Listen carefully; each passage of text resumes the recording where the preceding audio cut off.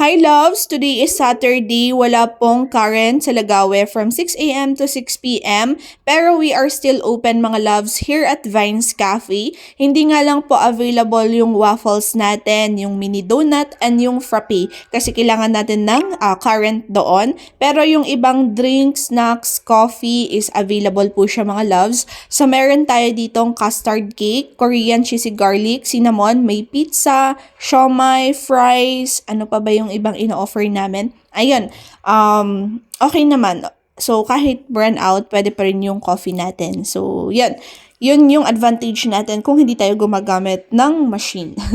So, kaya natin kasi mokapet yung ginagamit natin. So, manual brewing tayo mga loves. And yan kahapon, gumawa ko ng ibang new drinks which is meron tayong new flavor sa coffee which is yung macadamia nut and then yung peppermint. So, yun. Hindi ko inad yung dalawa kasi hindi ko gusto yung lasa. Pero baka sa mga ibang tao is okay yung lasa niya. Nakikita ko kasi sa ibang coffee shop na madaming nag-order ng ganun na flavor. Pero siguro soon try natin kasi hindi ko siya nagustuhan eh. But anyway, ayan, gabi na nito nung dumating si Love. So, nag-coffee siya. Yung coffee niya is hazelnut hot coffee. And pati yung tawa ako doon. Pati yung custard cake pala is masarap din siya. Nagustuhan niya. And wala masyadong customers kahapon. So, sobrang slow days this week. So, it's okay. Ganun talaga sa business. So, papavideo na naman ako dito.